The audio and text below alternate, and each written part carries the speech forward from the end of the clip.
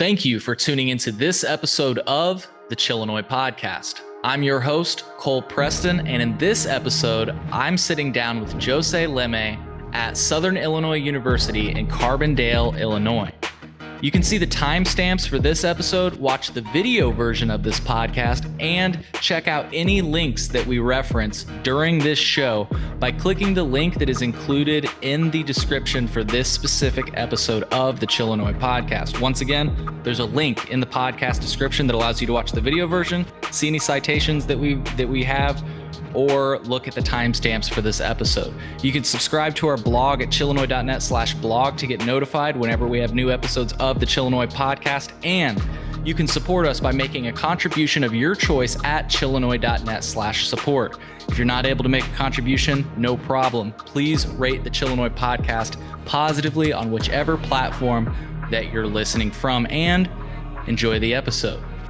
So, Jose, welcome to the Chillinois Podcast. Thank you for sitting down with me today. My pleasure. I'm pretty excited for this podcast. So yeah. So give a bit of an introduction for yourself. Yeah. So my entire name, as we were discussing about my full name, is José Franco da Cunha Leme Filho. So I'm originally from Brazil. I grew up in a very agricultural area in southern Brazil. It's pretty much like Illinois. It's very agricultural, but well populated as well. It's not as North Dakota, you know. Yeah. So I always attached to agriculture. So then I decided for my bachelor degree to study agronomy. Mm-hmm. And so I graduated from my bachelor degree, and I guess as any other undergrad, you just want to join the job market and get money. You're kind of tired of your poor student life. I'm done studying. Yeah, exactly. I need some, money in my pocket. And then I started working in a big American corporation, Cargill. But I always have this thing on me that I want to go back to academia. And I did an agriculture internship in North Dakota, talking about North Dakota, for 9 months, and then Florida. I worked in a farm in North Dakota, and then in Florida I worked in a orange packing house. So I like the experience in America. So I always have this in me, the willing to come back to America for grad school. So then I was accepted at Auburn University. And I studied for my master's degree. Yeah. Then I studied precision agriculture. And then I jumped, after I graduated from my master's degree, I jumped straight to my PhD at Virginia Tech. And then that's where I was exposed for cannabis. So I started working in my PhD. I started working with plant biostimulants, and it was just like a coincidence. Like sometimes life put you in places that it's just a big coincidence.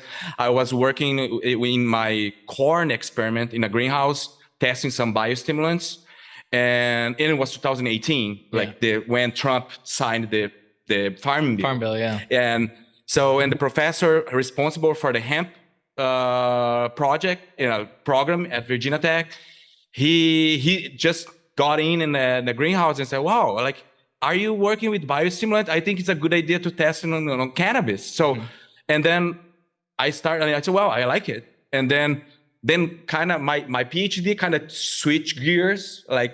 I started working half of my PhD working on corn and the other half on cannabis. But then I just really enjoy to work with cannabis and attending hemp, symposiums and farm days, so and I really enjoy, and I say, well, that's what I want to do for my career.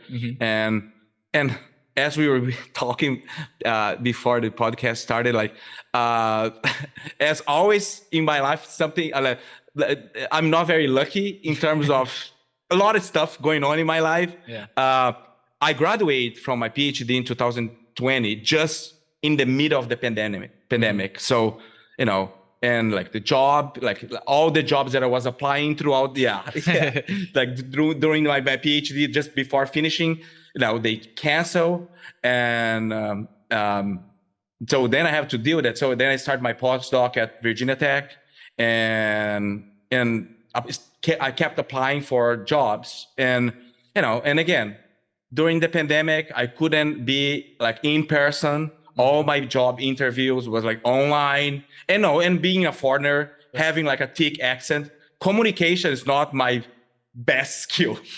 So then I have to deal with all these online interviews.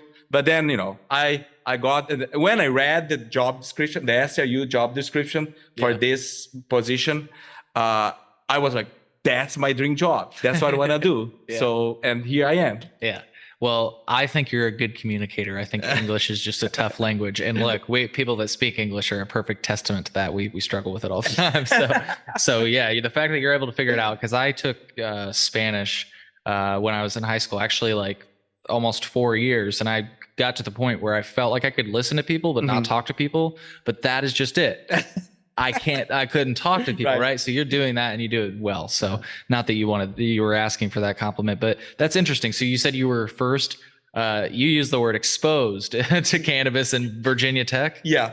Very cool. Now in what way? Were they just doing studies on hemp? Like what? So, well, after the 2018 Farm Bill, I guess many universities, they start being interested to work with hemp. Yeah. And so then they start these like pilot programs. And as I was working with biostimulants, and at that point, and even now, there are very few, agricultural products certified to be applied on cannabis. Yeah.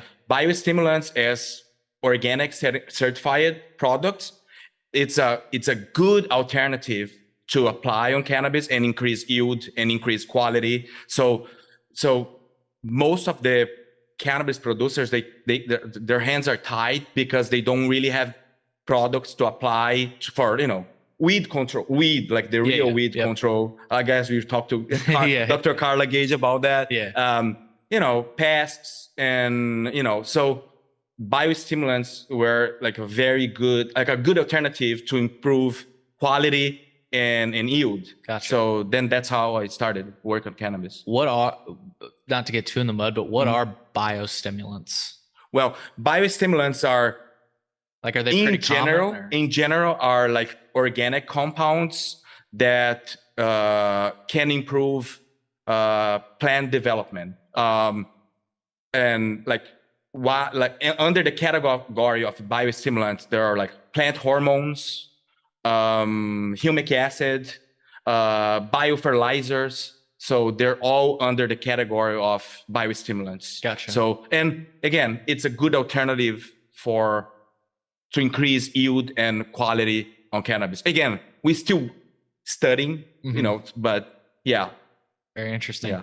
So what is it like to be in cannabis and in academia? I mean, we talked, and if we want to get into this now, we can, but I mean, we just fresh off of you got a rejection letter with no reasoning whatsoever.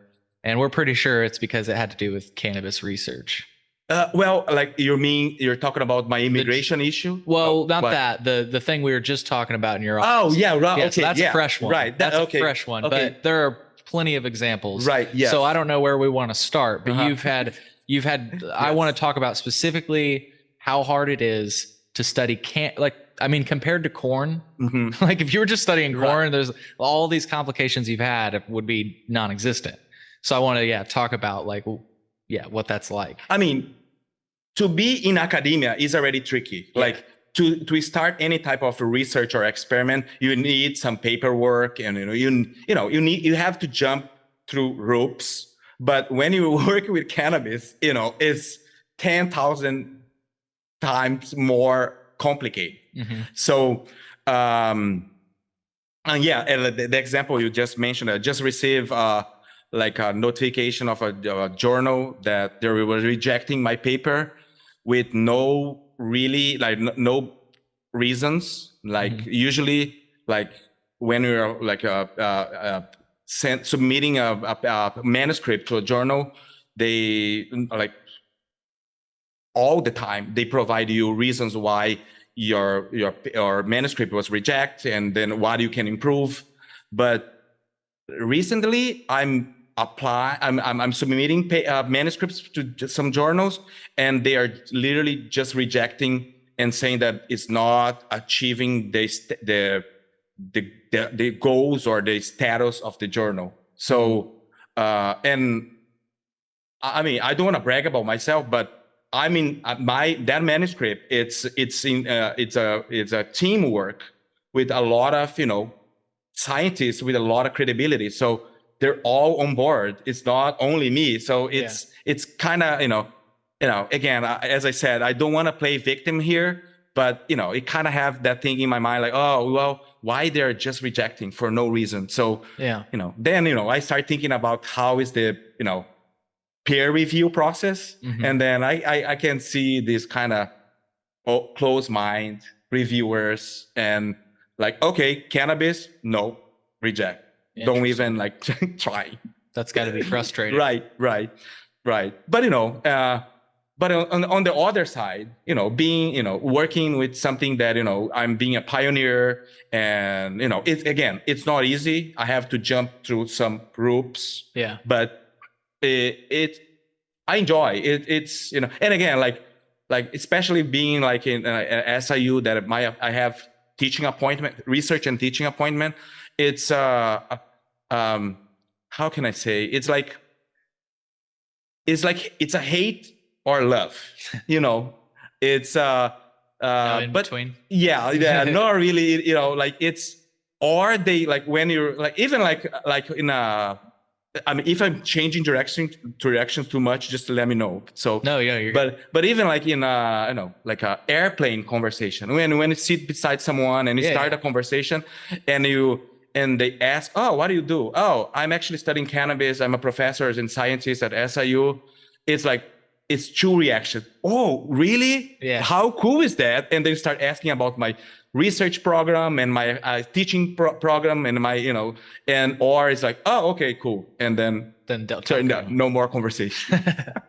That's crazy. Right. Yeah. So there's that example. I want to, before we move on to all the troubles you faced, the other troubles you faced with this, is there any route for you to like follow up with that journal and be like, what do you mean it didn't line up with your standards? Can you give me like, is there anything that you can do, or is it? I am coming completely out of the world of academic. I don't know. So I'm honestly asking you. I mean, yes, definitely. I mean, but the thing is, if that was their feedback, it's just a waste of time to try anything. It's much easier to just apply to another journal. I was going to ask. And get, and be lucky enough to have some reviewers, like open mind. Because that's the thing. Some reviewers, they might be closed mind, but they're like, regardless, the plant that I'm working, they're just evaluating the scientific methodology and like how, I mean, if it can be approved to the journal or not. But, I mean, you know what I'm talking about. I mean, it is what it is. So I would say that the easiest route would be just applying for another journal. Try another. Yeah. And then be lucky enough to getting like reviewers with, I would say with more only scientific, evaluation, nothing else, no bias. Right. Yeah. So let's talk about some of the struggles you had just getting here. Now, was it getting here or getting back? You've had troubles traveling because of this. Let's just start it off with that. It wasn't. I cannot say, but I don't think it was because I'm working with cannabis. Okay. This immigration problem that I had was, I don't know. I think it's just a problem. Just immigration in America. Yeah. Like, I mean, it is what it is. Like, so yeah, like talking about that. So I start my position at SIU August. I don't know if you saw my LinkedIn. So I'm just completing 1 year at SIU. And hey, before we get too much further, right? SIU Carbondale, you can sign up for cannabis classes. There's a cannabis science center. Is it cannabiscenter.siu.edu? Is that the website? I think it's Cannabis Science Science Center. Let me, we'll have it in the podcast description, folks, but it is cannabiscenter.siu.edu. So if you're interested in looking at what classes they have to offer, if you'd like to work alongside Mr. Leme here, or Dr. Leme rather, go to cannabiscenter.siu.edu and learn more. They've got an awesome newsletter that I definitely encourage you signing up for. I heard a rumor that the Chillinois podcast is going to be in an upcoming edition, so stay tuned for that. Cannabiscenter.siu.edu. Cheers, SIU. Awesome. So, anyways, I wanted to make sure we got that out of the way. So, okay. So you're studying. You were talking about your appointment here, and how you got. So yeah, I started fall 2021, and I had that momentum. I was very excited and starting a new position, and building up my program. But as I was in America, they just changed my working status, and I started working at SIU with my older visa. Like I would say it wasn't expired, but it was an older visa. It didn't qualify for that working visa.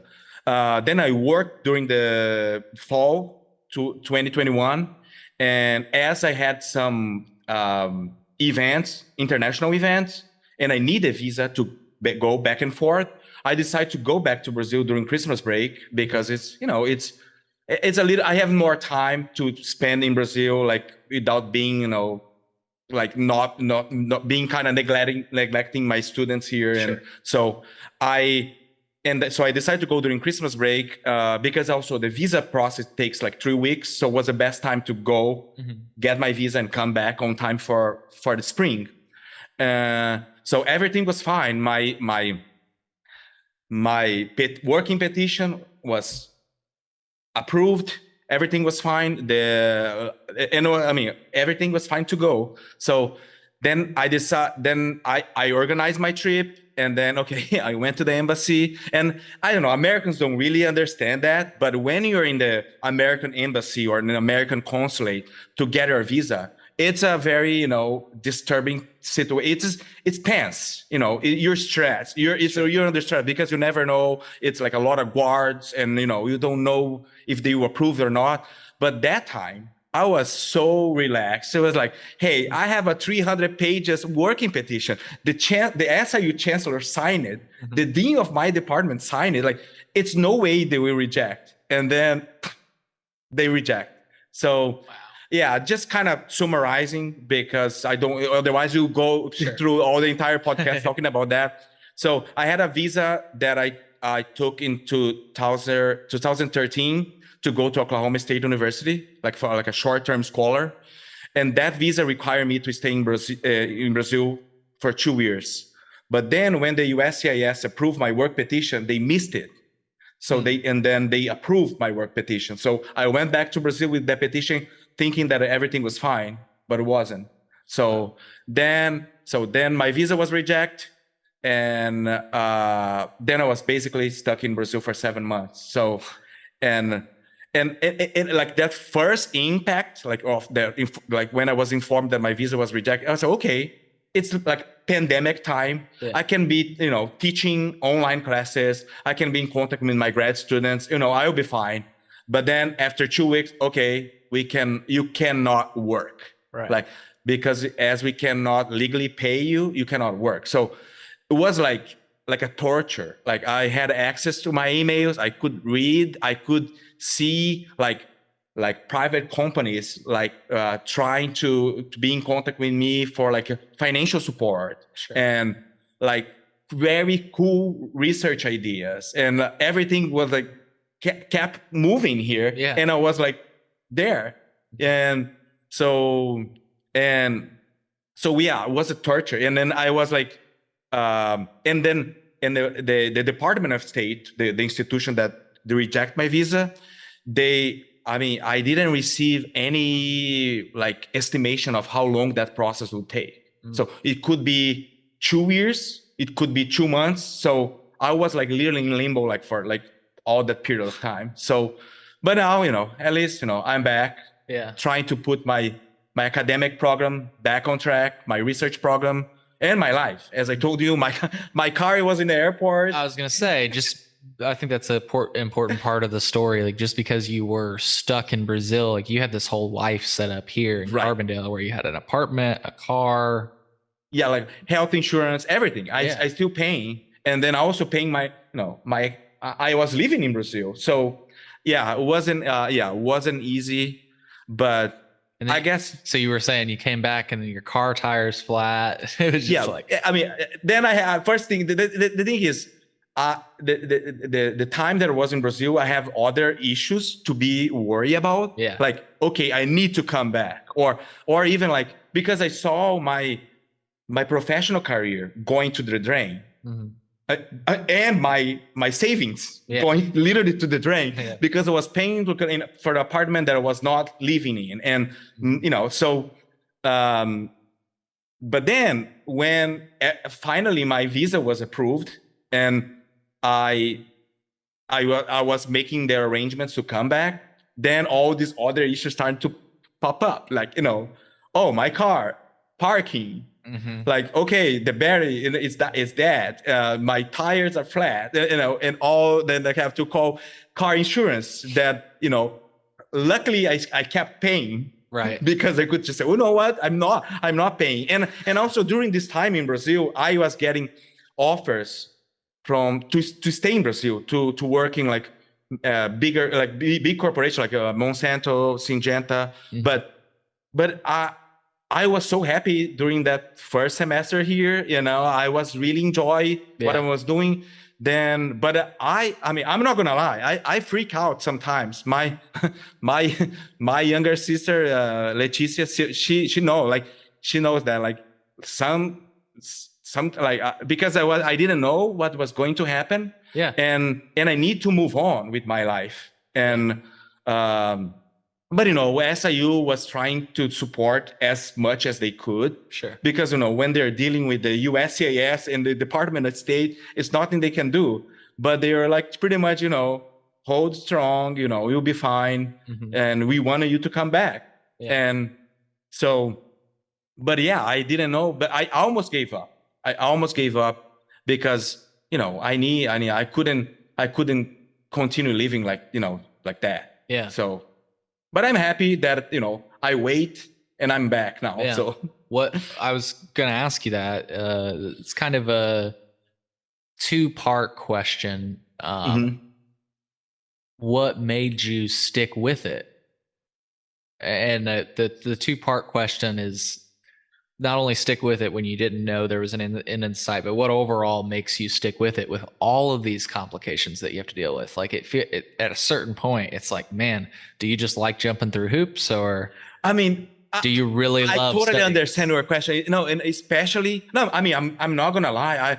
I many times I thought like, why are you be living in the country that I'm not welcome? Like, like why? Like, yeah, I'm from Brazil. Everyone, I mean, I'm happy here too. And, I can, have a good life here. Yeah. But I don't know. I think it was that all the time that I spent in academia, starting from my bachelor degree, master degree, and PhD.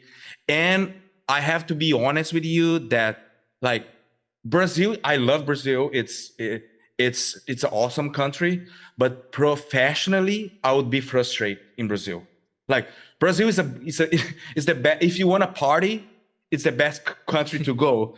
But professionally, I feel that I would be frustrated, and also considering that the regulation, the cannabis regulation in Brazil, we are pretty much 10 years behind here. 10 years behind Illinois. Gotcha. Like everything's illegal. Like jumping. I mean, I don't want to jump to another topic, but yeah like the way they're starting or they're getting these like special permissions to grow cannabis is like, in many places happen in many places, like in Colorado, like mm-hmm. the like Charlotte Web, like they're seeing the effects in kids and like the medical effects, like to minimize a lot of disease and like syndromes, and they are just like, no, I deserve this plant is helping my kid. This plant is helping my granny, and and then that's how they are getting this special permissions. But it's under like a non-profit organization, so they're very behind. So, and I want to continue working with cannabis. So I would be very frustrated in Brazil. So yeah, so that's ultimately why you didn't didn't give up. You just right. you knew that you enjoyed this, and you Yeah. were really hopeful that you'd be able to return. Right. And again, like I already have like almost 3 years experience in a American corporation, like a private corporation. And I enjoy academia. I enjoy to be here with like my students and grad students and co-worker, like doing science. And that's what I like. That's what I love. That's what I'm passionate about. Yeah. Well, before we get into like funding and grants for cannabis science and everything that goes with that, I just want to give people the broad strokes. What do you do here at SIU Carbondale with the cannabis plant? I think people would be excited to hear what you do. Okay, yeah, like starting, it's important to mention my appointment here at SIU. So my position is a cross-appointed position in the School of Agricultural Science and the School of Biological Science. So it's 51% School of Ag and 49% School of Biological Science. So that's why you saw that I have 2 offices. And as we were talking, like, it's kind of tough because I have 2 bosses. I have double expectations, but I also can take advantage of both facilities and assistantships, scholarships, and even having students from 2 different perspectives. The students that are more focusing on like practical research, and the plant biology students that are more focusing like the plant itself, the systematics of the plant.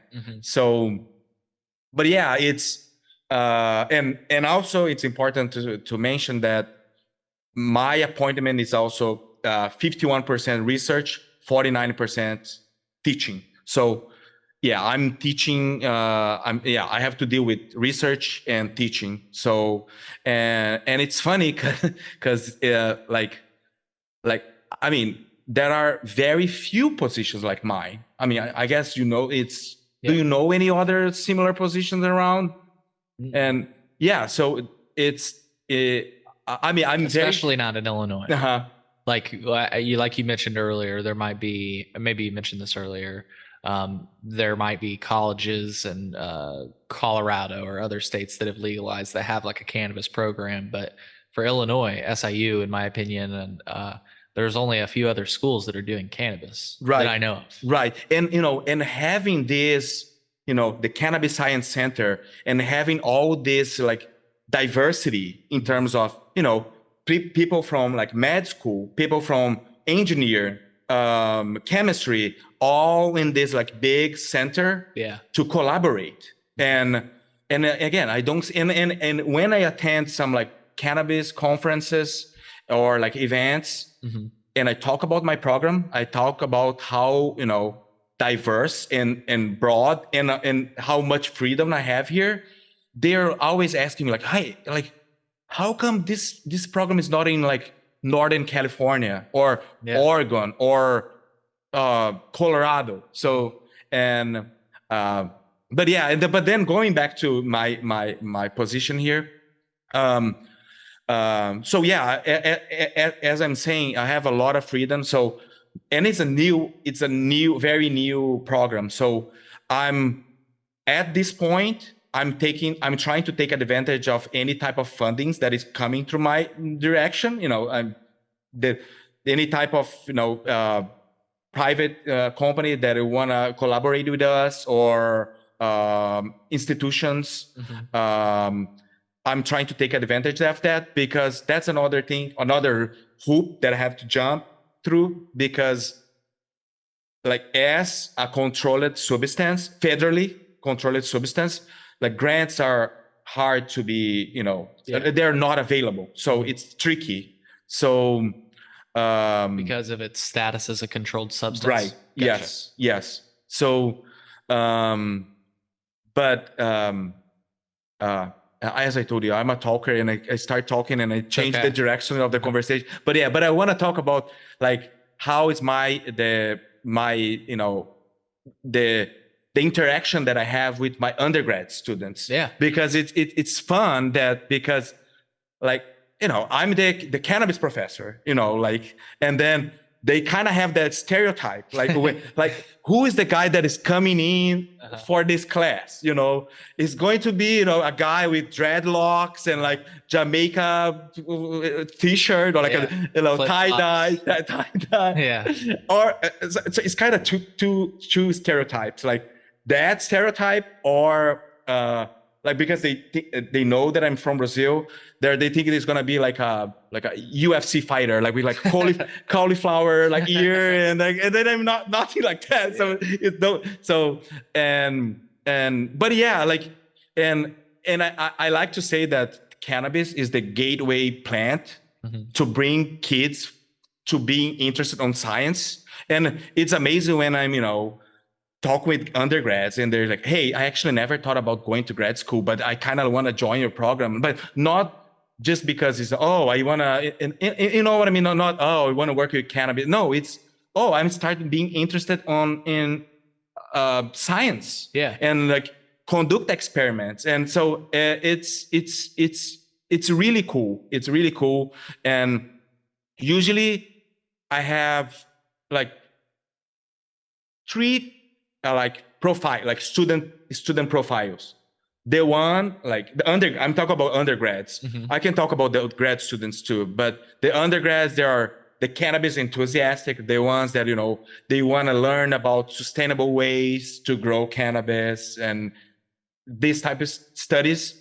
Then I have the farmer, which they want to pretty much apply all the concepts that they know about agronomy and agriculture to apply for cannabis, to increase yield, increase productivity, and do it on an industrial scale. Right, exactly. Yeah. Like large scale. Yeah.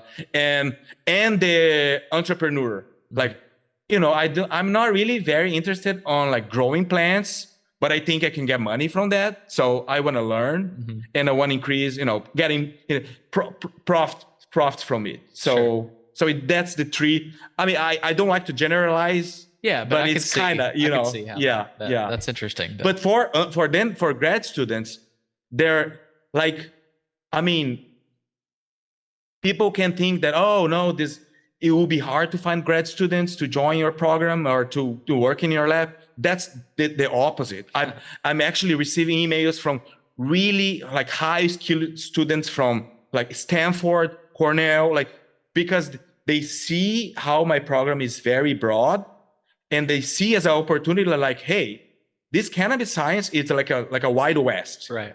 I'm smart. I can, it's a good opportunity for me to do my PhD or my master's degree, and and explore this area that is still kind of, I mean, we have a delay, like a scientific delay of, I don't know, 80 years.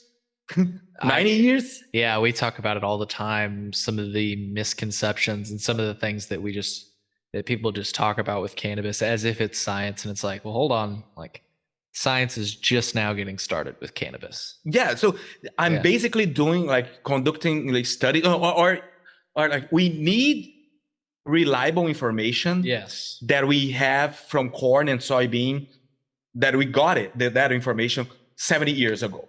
So, like, how cool is that? If you like science, like, well, another good example maybe that folds into what you're talking about is like, I've heard that at an industrial scale through my conversations with Deok-Young Lee, that there's not really a combine or anything that can harvest because, again, like you say, all of those machinery were made when we were mastering the art of agriculture, and cannabis was excluded from that. Right.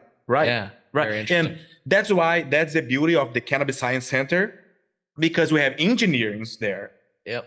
Like the medical people. So it's a really big center to combine knowledge, and help each other. Yeah. So but the negative point, it's like, even you're seeing SIU is so cool. They're being very, open about cannabis, and they're seeing this opportunity, and they're giving me the freedom to, to be part of this podcast. But it's still like some close-minded people that it's totally different than if I was working with corn or soybean or strawberries. There would be no question. Yeah. It's some stuff that some plans that I have for the future.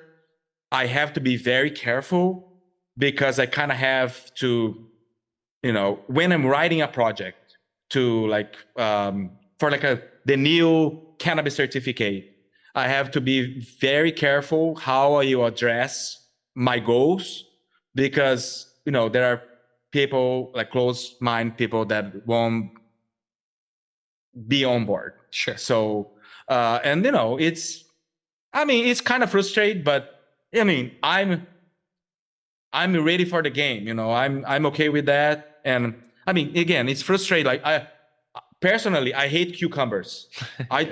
I don't like, but as long cucumbers is not in my salad, no problem. You can eat cucumbers. I'm fine. They smell kind of might, annoy me or bother me, but you can do. Right. I'm not gonna say, okay, you cannot conduct any research addressing cucumbers. Right. The smell. yeah, exactly. So, but it is what it is. So it is what it is. Again, I have to be very careful to pick my battles, but I'm picking a lot of battles, actually. But Sure. I'm on board. Like, I'm passionate about science, and I see a lot of opportunity for cannabis. Yeah. And that's why I really appreciate the work you're doing, because you're helping us to destroy the taboo against this plant, because I don't know, it's just a plant that it deserves to be scientifically addressed as any other plant. Yeah. It's really simple. It's really as simple as that. Yeah. No. Well, hey, I want to give you an opportunity, and we'll put it in the podcast description, but you've got a pretty good social media game going. Do you want to tell the audience your handles, how they can follow you? Because I noticed you post some of the stuff you do here at SIU and different research. Yeah, unfortunately, I'm being very busy lately. Like, as the fall is going to start. Yeah. I was trying to be more active in social media, but I can't. But yeah, like, as I told you, like before the podcast, like during the interview for this position, they're pressuring, or they're asking a lot of questions about social media and how to engage undergrads and how to engage the community in general to the work you're doing. And so then I realized that, okay, I guess social media it's very important. They care about how you engage this like online media. And so my social media is doc Leme, Leme. I have Twitter, Instagram. I have my website. So my website is drleme.com. Perfect. Yeah, and then in that website you can find all my social media, like LinkedIn, everything. So it's all there. And I try to kind of, I should be more active on it, but I guess, after being stuck in Brazil for 7 months, and I'm trying to put my entire life back on track, I guess eventually you'll have more time to be, to be more active on social media. Yeah. So I wanted to throw that out there. Folks will have those links in the podcast description, because it shows some of the stuff you're doing here at SIU. So, you actually grow cannabis here. Right. Yeah. We're going to see that. I will bring you for a tour, so you'll see that. But again, it's kind of hard, because the thing is, social media is all about visual. Yes. So it's kind of hard to compete with these growers that they are showing all the nice, beautiful flowers and plants.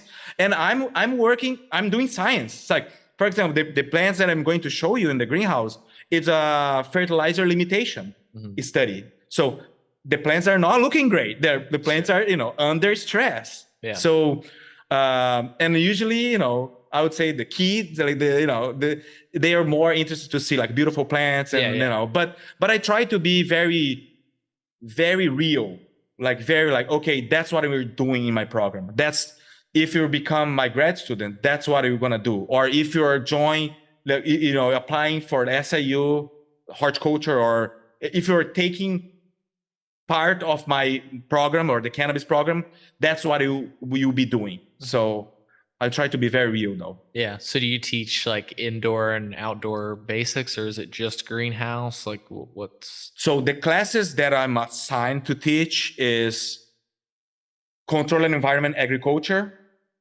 managing greenhouses, crop physiology,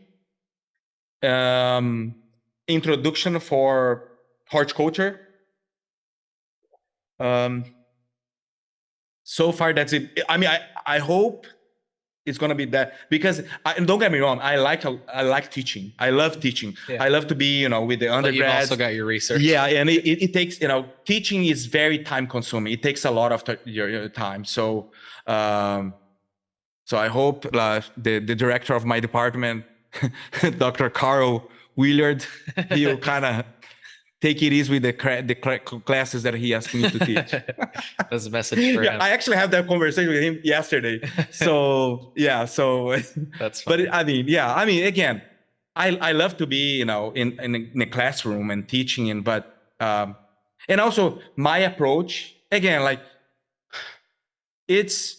I'm trying to avoid everything that I hate in my professors, because I don't know, for example, massive memorization. I hate that. Why? Like I want my students to learn, not to memorize things, you know?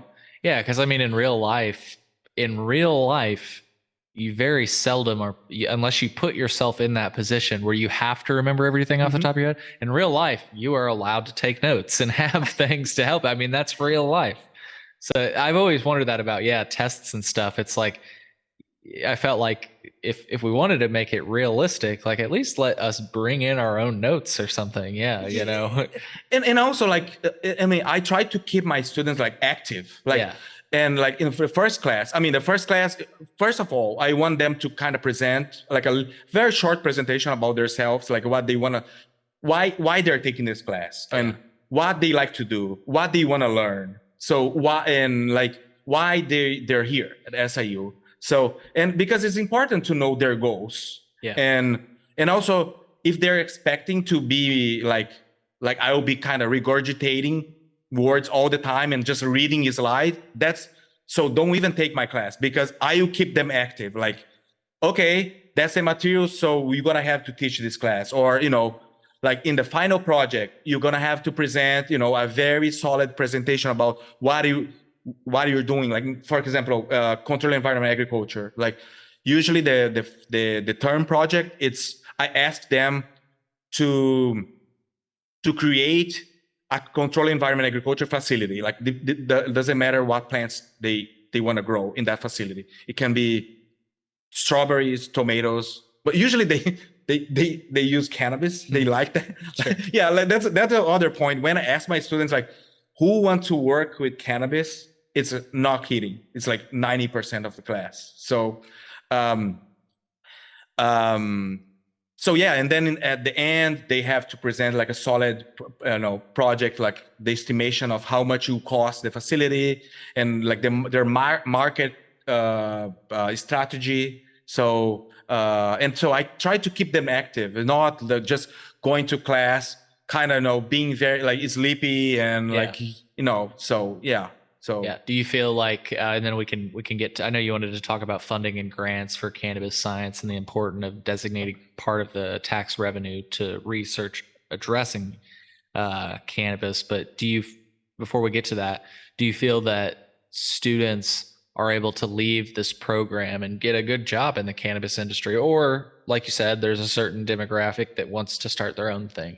Do you feel that with what you're building, and I know it's still a building process that's still expanding, do you feel that you've got a pretty solid program to send students out into the workforce? And absolutely. And again, like the opportunities are growing. Like as you post like lately, like Illinois is the dispensaries, they're increasing like license. Yeah, they're increasing like 150 more like dispensaries, like permission. So so we need somebody to, to plant, to grow that plants, and we need personnel to be working this dispensary. So it's a whole industry behind the scenes that before you just, you're getting in a dispensary and buying your recreational cannabis or even like other opportunities for like grain, fiber. So there are like so much opportunity, and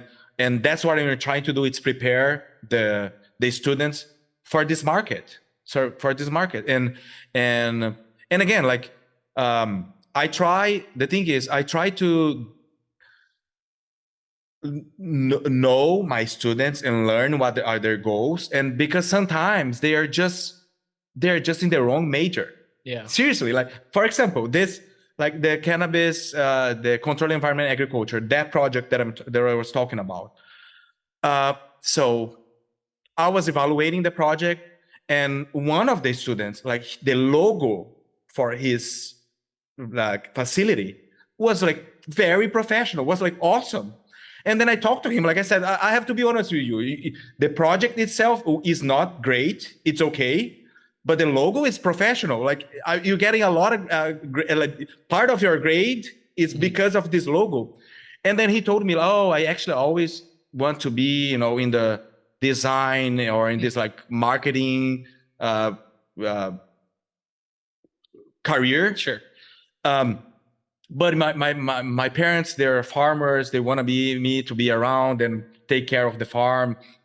And then I said, well, man, just, have an open communication with your parents. Like if that's not what you want to do, like, yeah. So, and then it was cool that he emailed me with his parents in copy. And then I said, we can sit and like, we can talk, know. And his parents, they actually came, we talked, and I said, his talent for, he performed well in the class, but comparing to the quality of the logo that he create compared to the other students, it's not comparable. And in comparing his project with the students that are actually into horticulture and agriculture, it wasn't good. So, but so I don't know. I'm trying to kind of, help them to be happy in life in general. That's awesome. So, and then I guess that's a difference of just being a professor, like just go to class, read the slides, and go home, and then ask you to memorize a lot of information. And if you don't remember in a test, you get a C. Right. So I don't like that. I don't like that. Yeah. I think there are better ways to evaluate student performance, and it's not memorization. Yeah. Well, that gives me faith. I mean, the thing is, we have to break this cycle. Yeah. Like, if you continue doing what you don't like, the bad experience that you have with your bad professors, you have to break the cycle. If you continue doing the same thing, it's always going to be the same. Exactly. So, very well said. Well, so what do you got for me with regard to funding and grants for cannabis science? I'm interested to hear, because I don't understand a lot about it other than that it's probably challenging, just like with everything else with cannabis science. Yeah, tell me about. Well, like, let's take Dr. Carla Gage as example. Like, so her weed science program was like, it's a very solid program. So the professor that passed away before she take that position, so he built up a really good program, and she just continued growing it. So, but she's worked with weed science, like regular weeds, folks. Yeah. We're not talking about cannabis. Yeah. So then, to have partnerships with like Syngenta, like big corporations, it's one thing, one factor. It's very easy because these big corporations, they already have the research and development sector. Yeah. And then to partnership with them is just easy. And they already kind of have like part of their budget to collaborate with universities. Right. So that's one thing. And at this point, let's just be comparing to the cannabis industry. Like these big corporations are not there yet. I don't know why they're not. I keep hearing theories that I don't want to say because I don't know. Sure. If you know, you can say, but yeah, I don't know why. I know what you're referring to. There are plenty of theories we could say. Yeah, I'm sure people have heard of them too. But like you say, it's yeah. So, but they are not there. So, right. And then this cannabis in companies that are popping up everywhere and like growing their business. They're not in that stage that they have like a research and development sector or even like a budget right to collaborate with universities. So they're very enthusiastic. They're willing to help, but it's like baby steps. So you're not there yet. So that's one reason why it's hard to get grants. Like I would say not grants. I'm saying collaboration with big corporations. Yeah. Talking about grants now, as I mentioned that it's a federal controlled substance.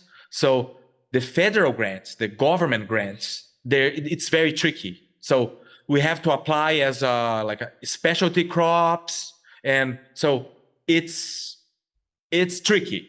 It's tricky, and so we basically don't have much grants for cannabis. That's why it's very important to have, to somehow get some support from the government or from I mean, don't get me wrong, the community and then like companies, they are very enthusiastic. They are willing to help, but it's not in the magnitude of, I mean, Dr. Carla Gage, like, sponsorship or financial support. Mm-hmm. So that's why, and some states like Colorado, I think 2% of the recreational revenue, like tax revenue, is for education. I'm not sure. I think it's 2%. So, but Illinois doesn't have it. So, Governor JB Pritzker, like SIU is here. Like we are doing, a pretty awesome job, and trying to conduct some like groundbreaking experiments addressing cannabis, and we need some financial support to kind of like talking about equity. Social equity. Like, what is the best way for social equity? Like education. Absolutely. So and I'm pretty sure that nobody will be against if part of the cannabis tax revenue is going to education. And I guess it's the first way, is the first step for social equity. Educate the community and graduate high skilled students or high skilled people to join the business, the industry. Mm-hmm. So, or even create their own business. Yeah, it'd be interesting. I know that they do, the state of Illinois does something.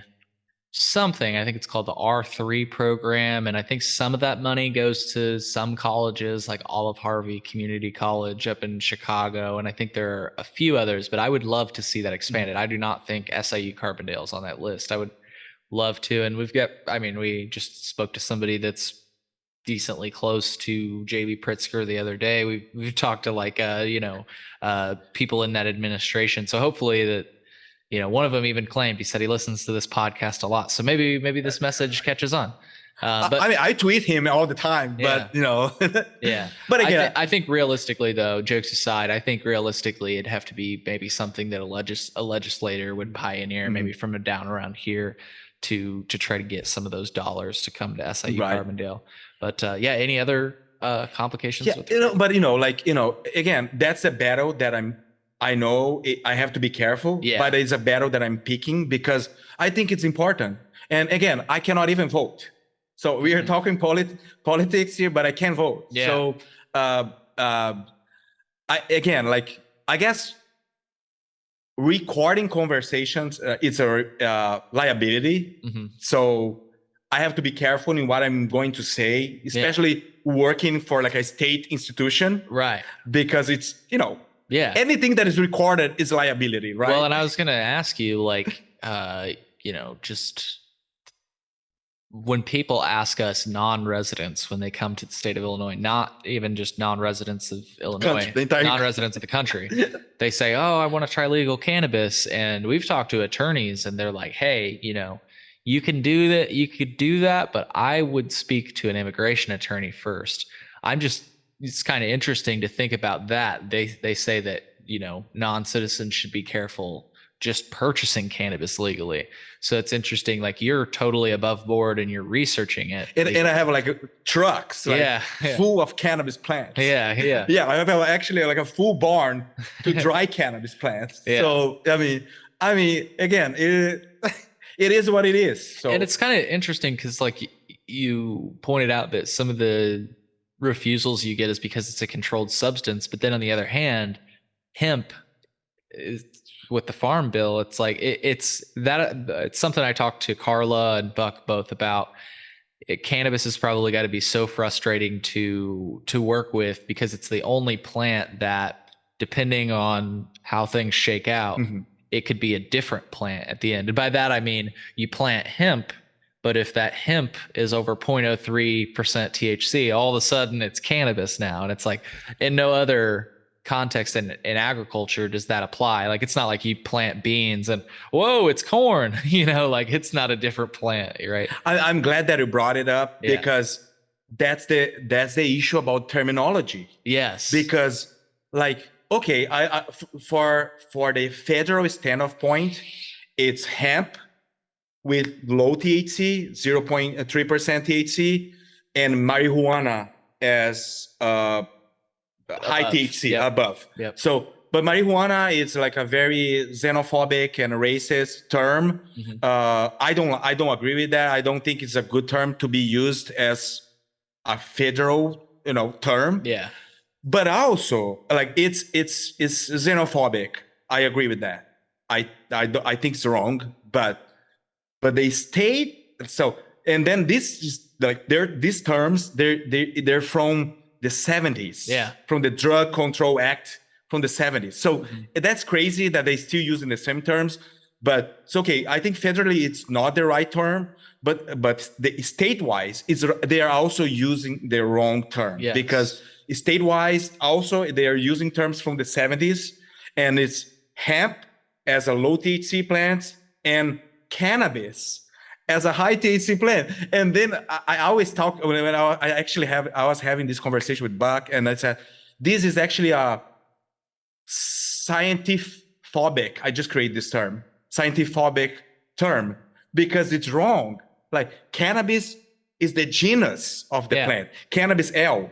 So these politicians or attorneys, they are creating these terms, but they have no knowledge in terms of taxonomy or like plant classification and like the morphology of the plant. So doesn't make any sense. So it's wrong. Yeah. It's not cannabis. So they should create a different term, because cannabis is the genus. Cannabis L is the genus of the plant. So hemp, like low THC plants and high THC plants, are under the same genus. So I don't want to even go to for people that don't know, we've covered it on the podcast a few times.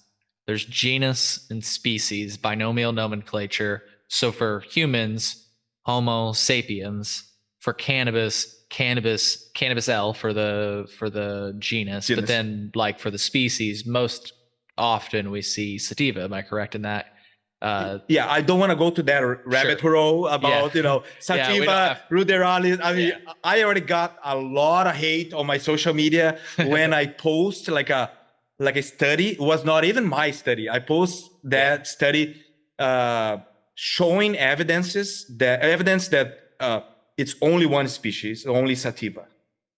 One species. Yeah. Okay. I follow. That's what I meant by that. It's only sativa. Yep. And because the so much ruderalis and indica, they're like subspecies, but it's only sativa. But also I posted that study and I said, oh, okay, this study is showing this, and I was not claiming anything. I was not saying that that's true. I just say, okay, some information. You guys can check and see if you agree or not.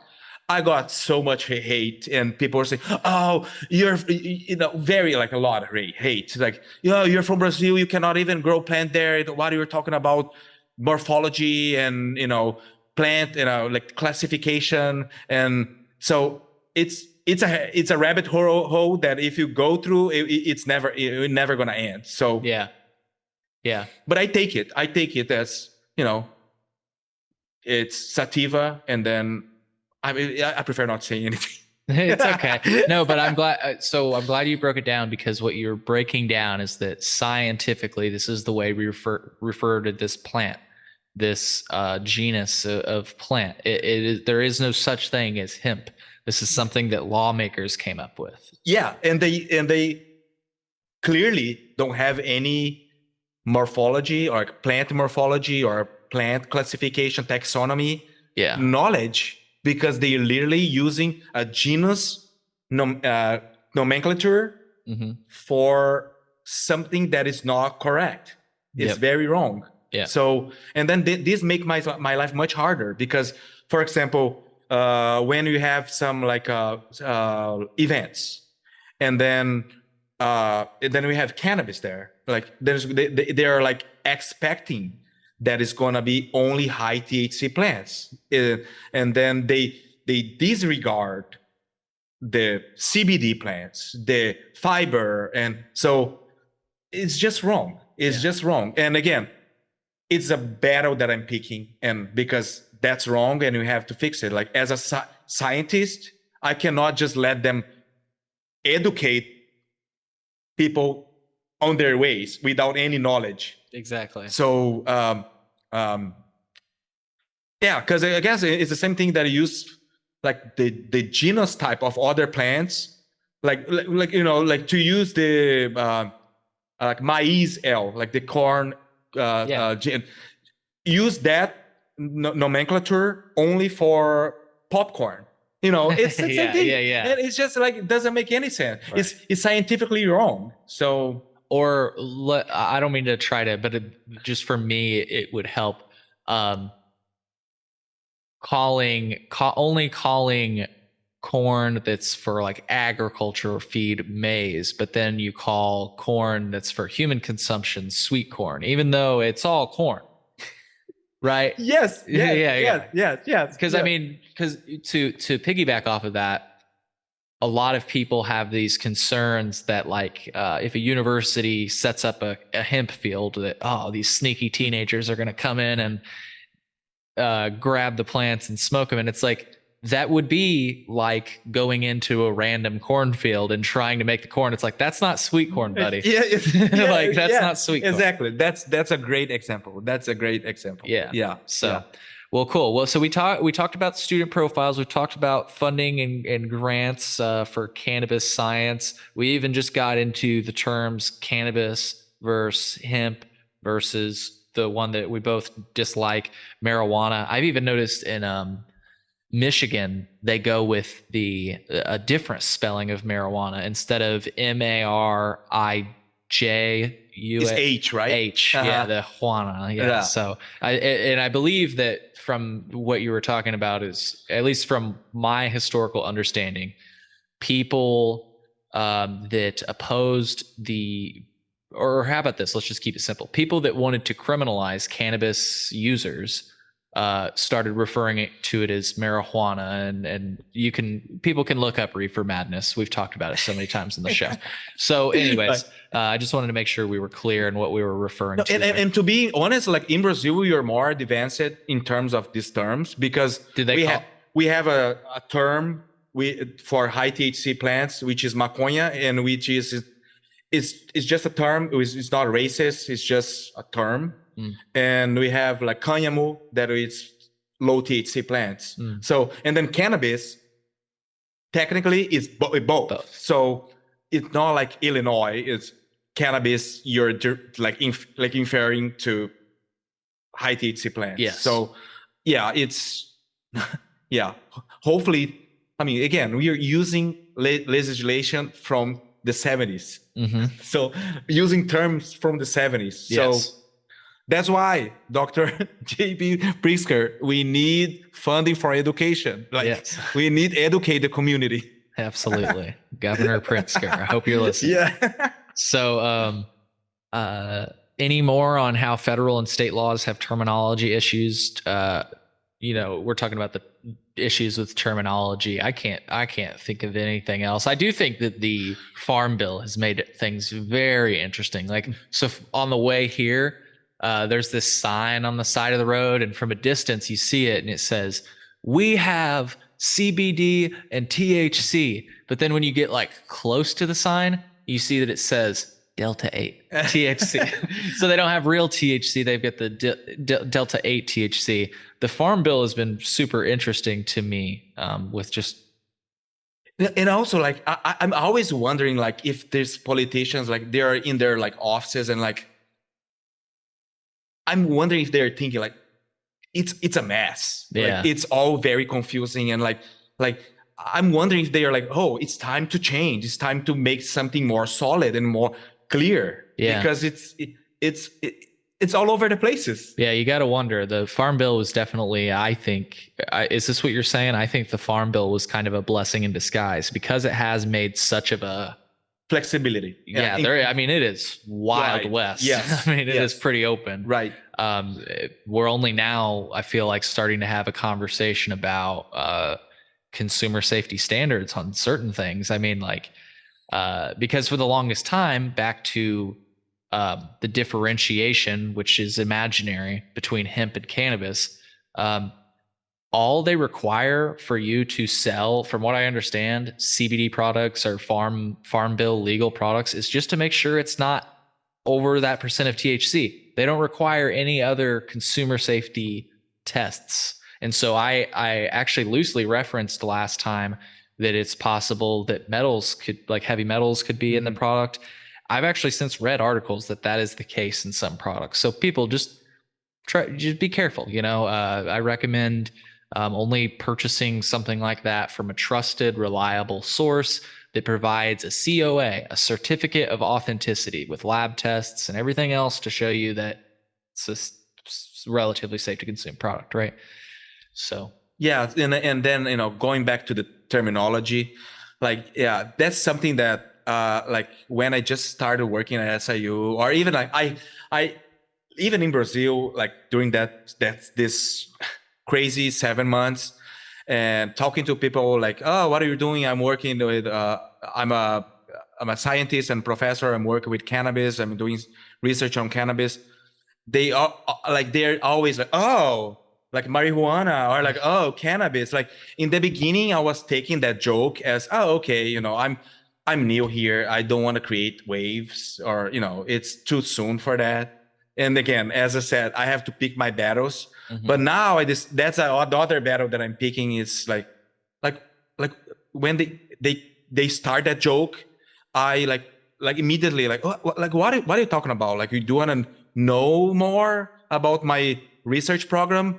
Do you wanna I don't really understand. Like then they're like, oh, because the thing is, if you don't change, it will always gonna be a joke, or like, no, it's a official program. My position is legit as any other position here. So and I guess that's the price I pay for being a pioneer and kind of exploring this new area. Yeah. But again, I'm in the game. Yeah, and I appreciate you not apologizing for it, because Buck and I had a similar conversation where you kind of just have to stand confidently on it. Yeah, Right. there are going to be people that disagree with you for multiple reasons, but at the end of the day, you're in this for you're trying to research. Yes. It's not like you're like, oh, we're gonna world domination or anything like that. Like, you're just trying to research the plant to see how. I don't mean to characterize what your end goals may be. Feel free to correct me if I'm wrong, but I feel like most people are in it to make society a better place. You talked about Charlotte's Web and all the different ways that cannabis has been able to help people. And from my perspective, it seems that most people are in it to change the world. Right. And especially in my program, we are just trying to perform research, conduct research addressing this plant, to know more about this plant, to increase quality, to increase productivity, and again, we are behind. Yeah. And what we are, and then that's it. They're like, if you're passionate about, I'm not talking about cannabis. If you're passionate about science, cannabis is such a cool plant, because it's such, it's everything is new. So, forget about, the taboo against this plant. It's just, I'm talking about science. Yep. If you're passionate about science and learn, it's just like, again, it's too much. It's so much to explore. So, yeah. Well, I wanted to talk to you about something that we are definitely aware of, but it seems like you might have experience with, which is the algorithm war against cannabis. I mean, I try hard not to use any hashtags that might be related to cannabis, because I find that our content doesn't reach people. If I do that, it seems that the social media platforms will actually some people call it shadow banning or suppressing your content. So what is your experience with that, or thoughts on that? I guess I'm having a hard time with this, like, cannabis ban, or hashtags and these algorithms that are not helping to spread my content. But I guess I start in this social media thing kind of naive. And, I guess, I don't have much experience in social media. As I said, I'm trying to be real and show what we are doing. I don't even know much, like how to edit videos and all. Like, you have all this knowledge and it's awesome. And again, the social media part, it's just a little part of my appointment. It's just a little part of my day. When I have a free time, okay, I'll post something. But, and especially considering that, like, as a tenure track professor, like, these 5 years, they're very important for me to show the university that I'm doing a good job, that they want me to stay, and just to prove that I should become an associate professor, to, step in the ladder. So, and talking again about that interview that they ask questions about social media, and talk with other friends in the same position, like tenure track position, and they are advising me that social media is very important, that during the evaluation of their tenure dossier, they count how many likes they have on Twitter, how many followers they have on social media. I mean, I don't really like it, but that's the world we are living in. Yeah. So, and you got to wonder, like, I feel like this relates to the last topic we were just talking about. Like, what do they have to gain from suppressing this content? The social media companies. Right. Because, like, it's just information. Right. And frankly, I mean, we really don't have to go down this, but there's like a lot of other crazy talk that's going on social media that could use some suppressing, right? compared to cannabis. I totally agree. Now, and it's funny because then I was in contact with the web communication, like SIU web communication, and then they said it's nothing they could do but they, even suggest to use like cannabis with $sign. But then I say, hey, buy, But then they get but again, but this is very shady. Yeah. Like it's an official program, academic and research program. Like, how come I'll be using like cannabis like a $sign? Yeah. But yeah, I'm struggling. And again, like I don't have time to be appealing for every single post. Seriously, I don't. And some social medias are, I would say, more flexible. Like Twitter is very flexible.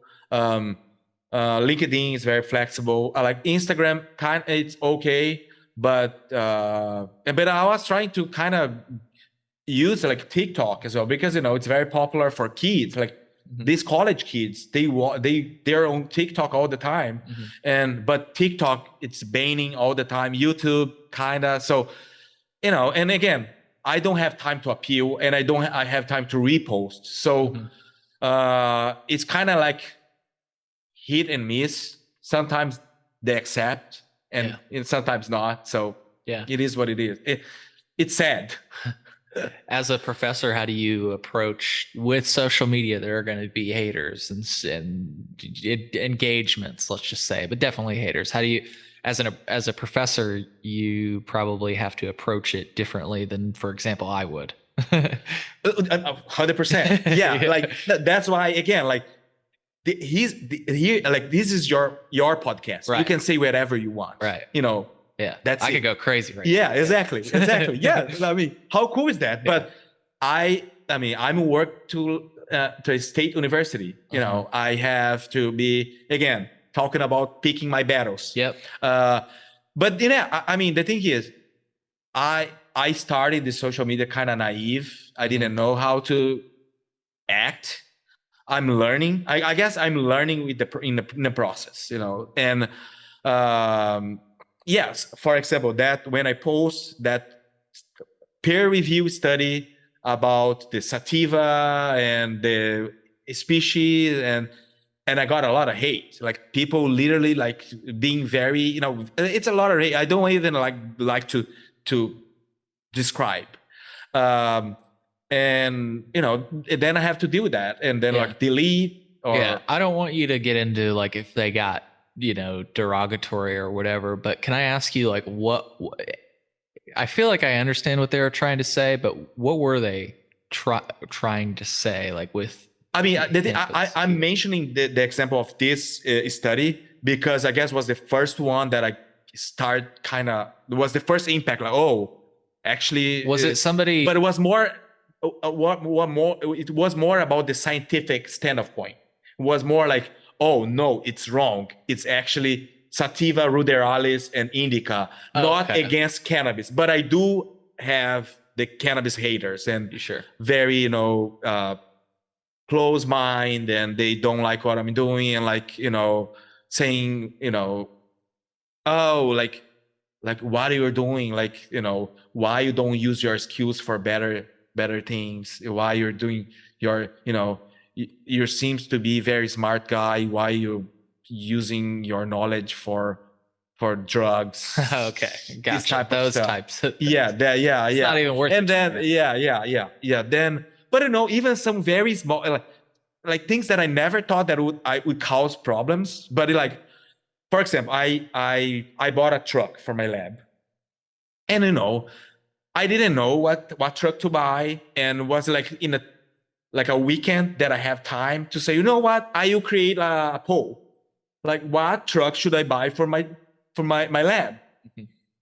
Then people will start like fighting, saying, oh, Ford's it's really bad. I like GM, or I like Chevy, or like Toyota, and I was like, seriously, like so. But again, that's why I said I started like it was a very naive. I started very naive, and some little topic like naive topics. I never thought that it would cause any type of like fights or anything like that, and yeah, it happened. And again, like being like a professor and a researcher, and so like I cannot.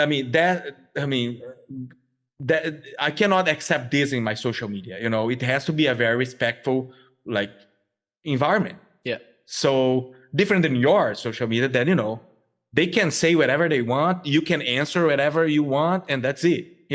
So um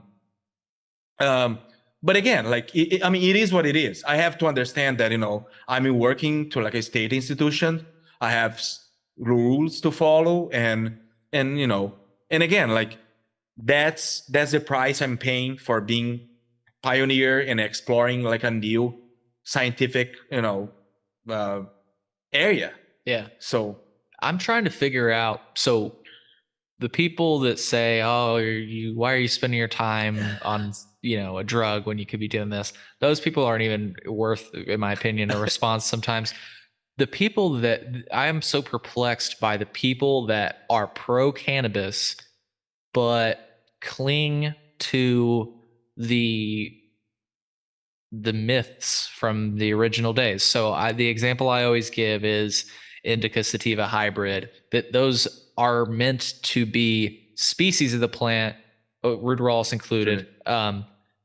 Instead, we're using them to describe physiological effects, not physical adaptations that the plant had, which is a huge difference. Exactly. Difference. It's exactly. I totally agree. Yeah. I totally agree. And and that's the point. Sometimes, like in this specific post, I add the link of the study, and and I'm pretty sure that these people they don't even like read the entire paper, and they are just with this like wrong concept that, oh no, indica is that it caused me these effects. And I don't know. If I could try, I don't know what you think about this, or even if you have any thoughts on this, but I've been wrestling with this one for a while. Why do people want to cling and not accept any new information? And I'm wondering if it's because I've assumed that people that like cannabis and cannabis users are a monolith, when frankly that's not true. I don't know of one group that is a monolith. Like, you can't point to a group of like, oh, all beer drinkers do this. You can't like say anything consistently about somebody. So I guess I think I've always had the idea that cannabis and science go hand in hand, because that's how I got interested in cannabis, was through science. And so to me, people that value science should be all about the mixture, the relationship, the continued relationship, or at least the beginnings. We're really starting the relationship, but they should also support the continued relationship between cannabis and science. And it just seems like there's a subsect of even my audience that just, I don't know if it's because it seems like I'm coming across as like, you thought it was this way, no it's not, and they like taking that offensively. I'm not sure like why people almost get offended when you're trying to either share new information or just like clarify, just, yeah, you're on the right track, but I don't understand. I'm glad that you brought it up. It reminds me though, I am glad you brought it up. It reminds me of the debate you accidentally started between Ford versus Chevy. People get locked in. Yeah. And I just... And hey, you have to remember, they're not even talk about like presidents. You know what I mean? Yeah. So it's Ford against Toyota, or Ford against the Chevy. Teams. Yeah, and it's funny that but but this audience, that they have a lot of confidence about their knowledge. Yeah, it's new for me. I mean, I'm glad that you brought it up, because I thought that was maybe something that was happening only with me. It's new, but again, I think that's the problem. That's the issue of the lack of science. Yeah, for 80 years, 90 years, like since when cannabis became illegal plant. We don't have any research on it. We don't have science. So the science that is being done, it's on like basements so, and then I cannot blame them, because they're very confident about what they're being doing for a long period of time. And again, I cannot disregard their knowledge. Yeah. It's anecdotal, but it's valid. Yeah. I'm pretty sure they're not running like statistics, or anything, but it's valid. It's valid. And, but again, why hate? Like, why you cannot, collaborate or, approach the issue or approach something that you don't agree in a different way, because I'm not gonna lie. In the beginning that I was start conducting outdoor experiments, the undergrads that were helping me, they knew, like, they had much more experience to differentiate male plants and female plants. They were like, right away, boom, male, let's burn it. We don't want them.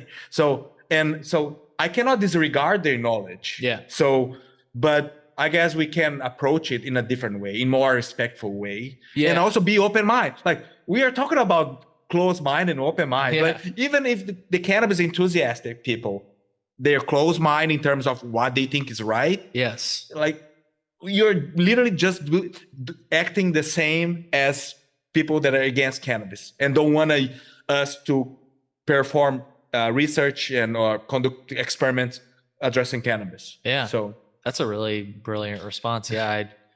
I didn't really even think about it in that way. So yeah. And I think you're right that,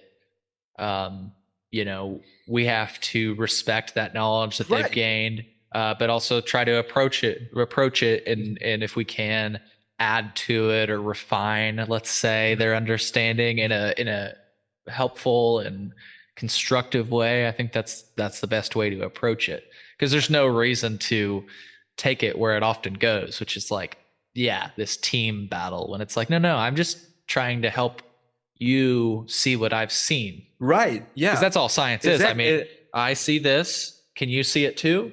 Yeah. Oh, that means that we're on. Exactly. Take advantage of it. Like, okay, what do you have here? Yeah. Let's test. Like, let's run some stats. Like, okay, I'm sorry, buddy, but it's not statistically significant. Like, you can see some results. You can, continue doing what you think is the best. But unfortunately, in this specific experiment, it's not statistically significant. Yep. Let's redo it. Yeah. Let's consider different factors. Let's change the environment. So we can work. So that's why it's cool that you brought it up, because I co-advisor one undergrad with Dr. Carla Gage, and he's very interesting to what I'm doing. And so I actually have a meeting next week with him, and our project is to literally like myth buster all these myths. Like, cool. All these myths, like vibration or like music. Like, people saying that music makes the plants. Yeah. So why not? Like, let's test it. We need, like, maybe you can find something. Yeah. So and all this, like, and again, especially like, I guess cannabis is the ideal field for this, like, all these snake oils products that you apply, and your flower will be beautiful and big, and your leaves will be like, the chlorophyll increase. Like, okay, where can you show me the experiments? Can you show me the analysis? Like, is it increasing chlorophyll content? Is it Or a big one I've heard, I don't know if you've heard of this one, but some people say that when they go to harvest, that like a plant that's ready to be harvested, like we'll call it cannabis, high THC plant, they will leave it in the dark for a few days. And the theory or the hypothesis is that it encourages the plant, like the plant has this last burst of sending something to the trichomes. I don't know. They say it makes it a stronger smoke, stronger, product. Okay. Let's see. But let's see. Like, why not? Yeah. And even, have you heard about like people like breaking? Like, yes. So manifolding, I think it's called. Yeah. Yeah. So that's another thing. So and Carla talked about pruning. Like, at what point does pruning become counterproductive? Because some people would trim all the leaves off, and it's like, I mean, I actually very interested about vibration. Like, it's something that intrigues me. Like, I want to test it, and I think it's a reasonably simple experiment. And I mean, I want to see the data. I want to see the results. Yeah. And what the kind only of music are you gonna play? Maybe. What kind? I don't know, for cannabis. Yeah. I mean, I'm just trying to be funny. I know. I know. My answer would be reggae and like, cool. Bob Marley. But yeah. But in the scientific standpoint, because my theory about the music is the vibrations. So being nerdy, it's more. I would say it would be something like with very high vibration. So just like a frequency. Yeah, like a frequency, or even like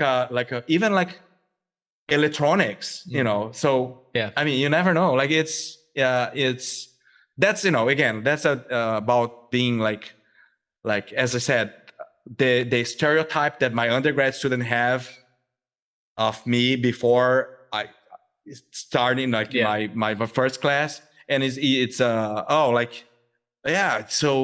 is he like a nerd? Is he like very, so it's, but yeah, I guess in my personality wise, I kind of mix of like nerd, but it's cool too. I try, it's just, it's like, for example, you were talking about all your iPhones you have. I have an Android phone. So I heard that the first step to become a nerd is to have an Android phone. Yep. So I do have it. So I do have it. But sometimes I also wear my cool Jordans for my classes. So I'm cool too. So yeah. Your Jordan shoes? Yeah, my Jordan shoes. Yeah. Nice. So, and then all my students are, that's that silly shoes. Yeah. So, I guess it's the balance of being nerd and again, like being, that's why, when you ask about, like what kind of put you in that mindset while you were in Brazil, like struggling to come back and, wait. It's like, it's so cool to be like in a university environment. Like, and my coworkers are really cool. Like I have a very healthy work environment, and especially like we are getting old, to be with the youngsters.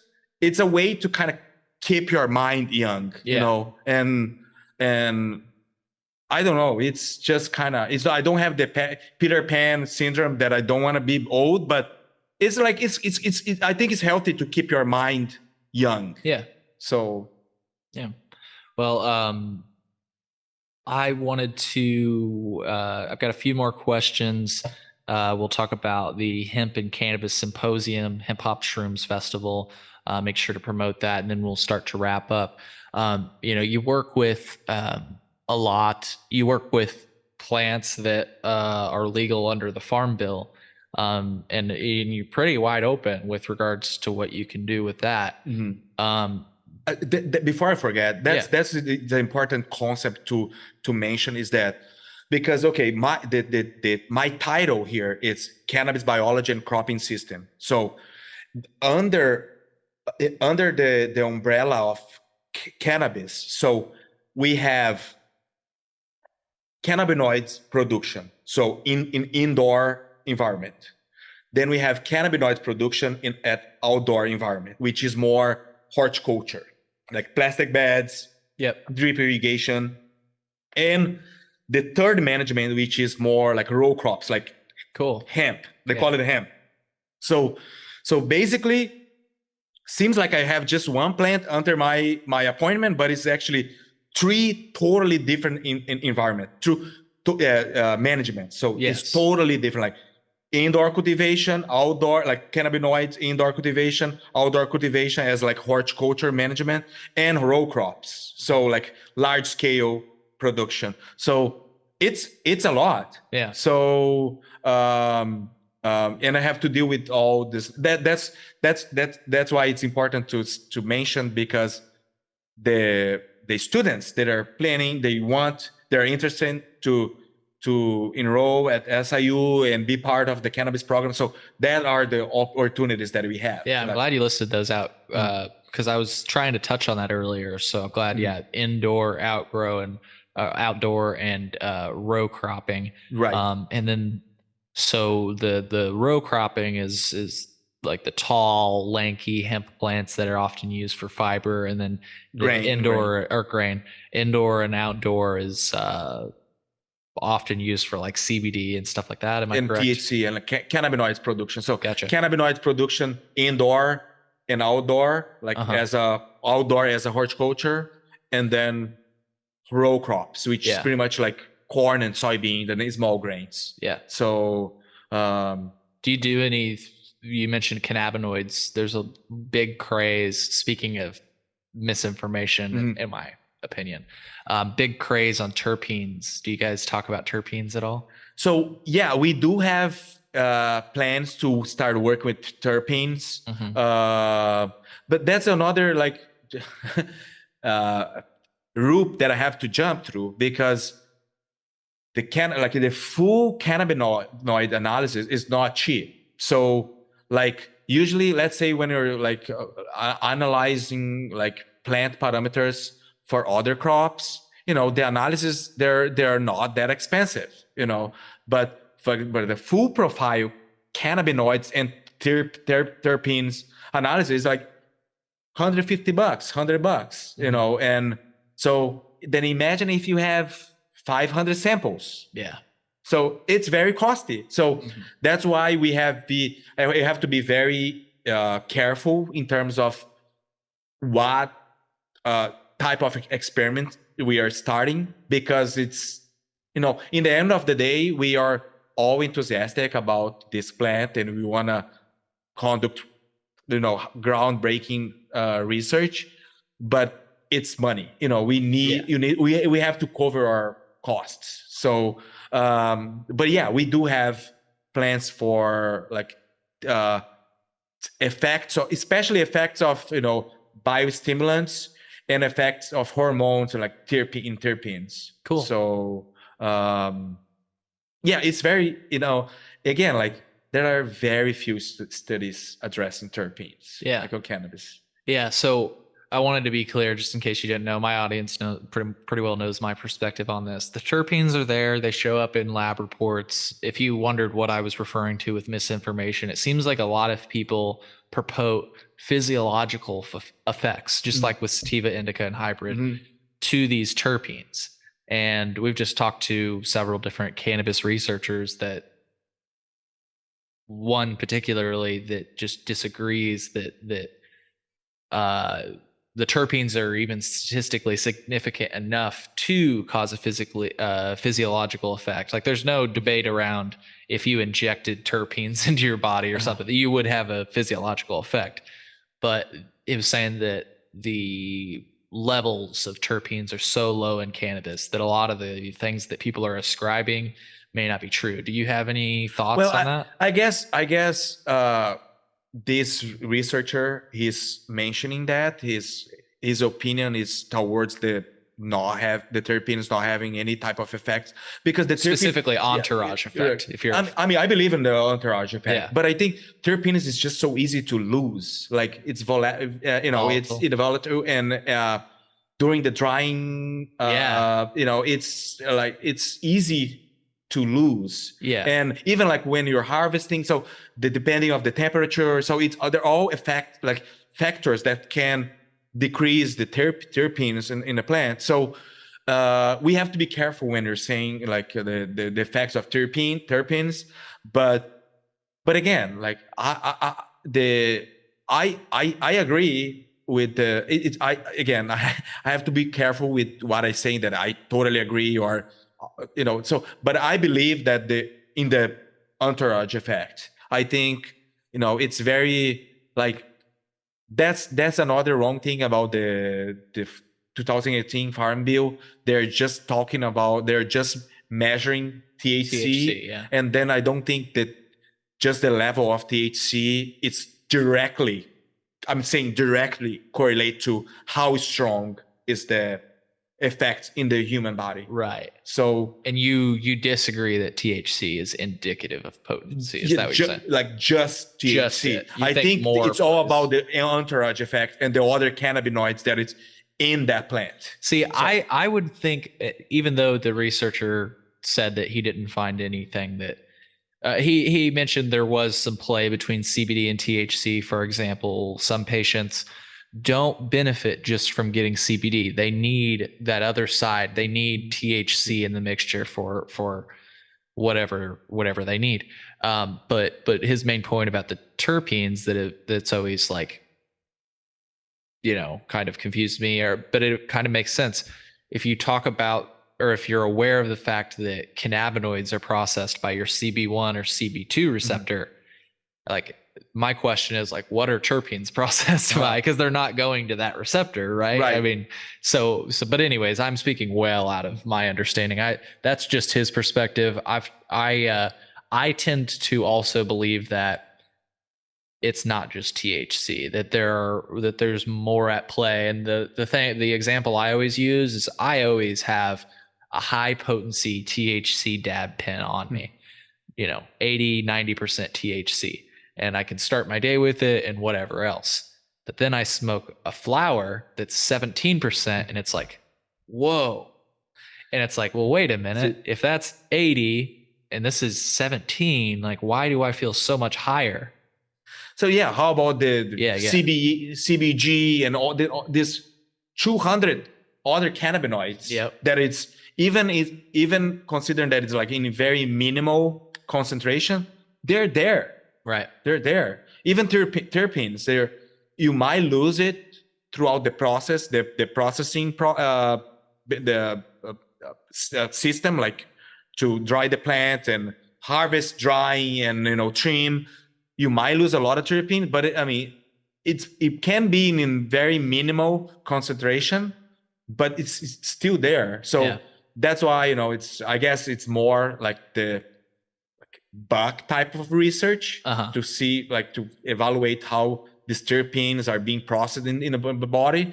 But actually, before getting to Buck's research, we have to grow the plants. And we have to process the plant. So how much terpenes will be there when Buck's starting? So, it's all like a cycle.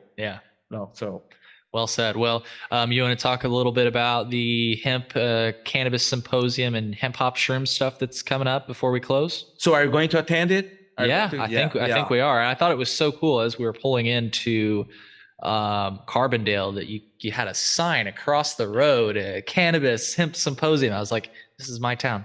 So. But that's something that I wanna talk to you. Like, hey, so you're in contact with, like, a lot of, like, people, like, involved in cannabis industry, academia. But, like, again, I don't want to brag about our program here at SIU, but do you agree with me that it's very unique and it's not, there are very few programs like that in the nation, or even like...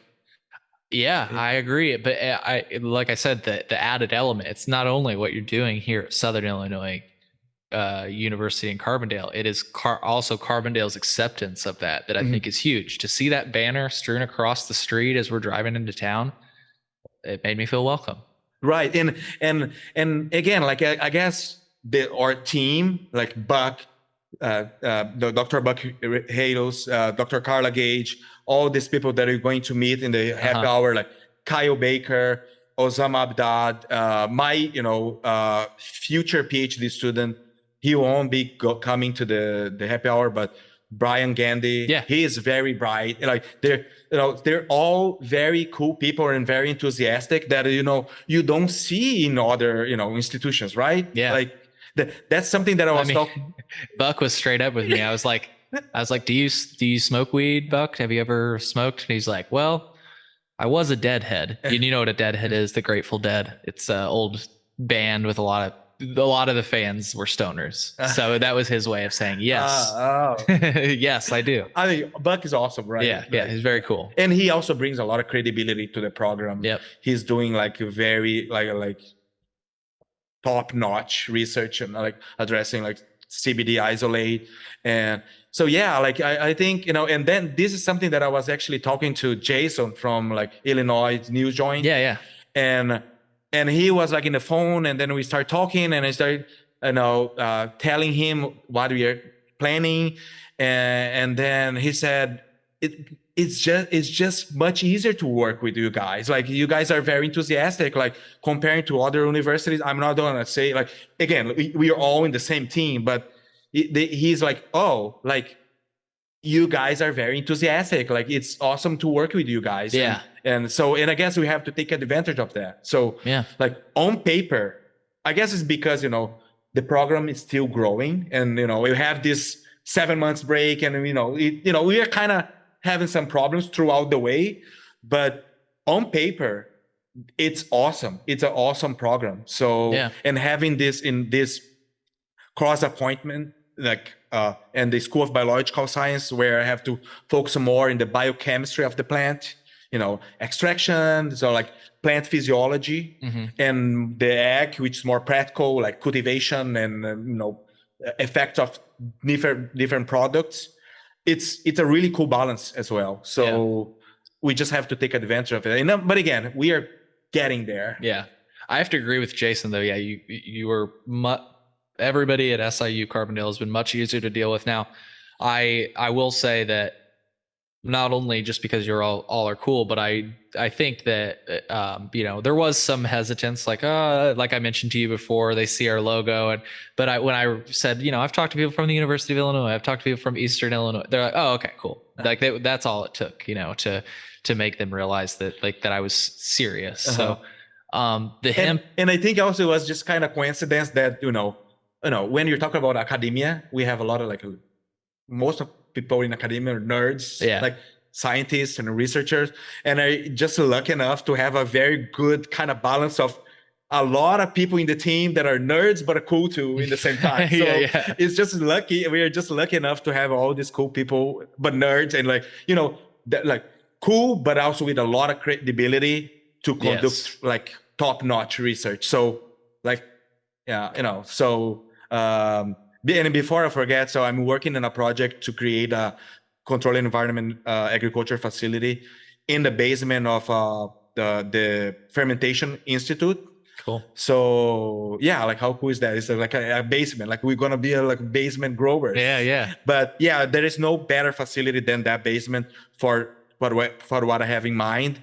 And then hopefully, like the Dean Breivik is very supportive.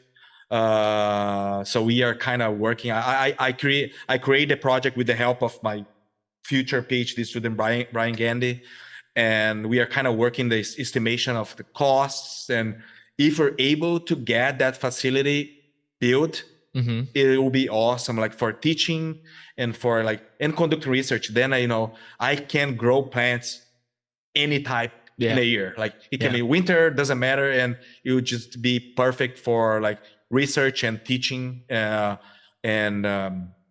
then how cool would be to have the fermentation institute producing beers and also the cannabis if we growing facility there. So like what a time to be alive. So what a time to be alive and what a place to work. So exactly. I want to make sure that we covered this. The Hemp and Cannabis Symposium will be on September 17th this year, 2022, and the Hemp Hop Shrooms Festival will be on September 24th, 2022. If you're looking for more information on these events, just go to cannabiscenter.siu.edu.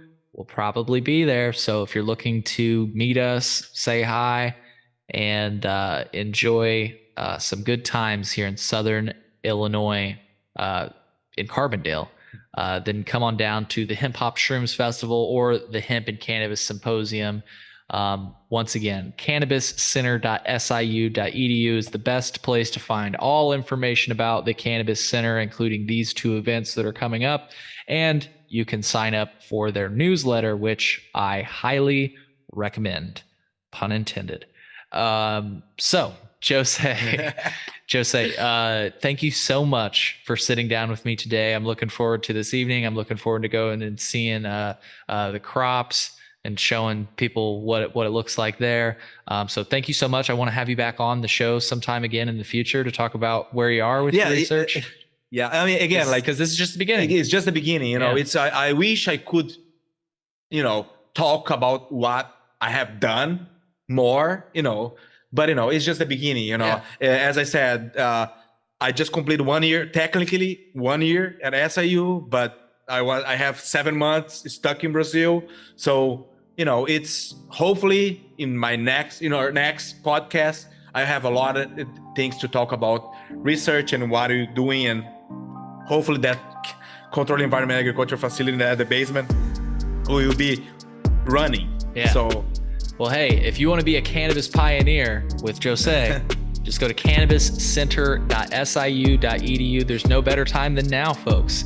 Research is starting. We're starting to embrace science. So if you want to be part of this, jump on board. cannabiscenter.siu.edu. We'll see you next time on the Chillinois podcast. Thanks. Thank you.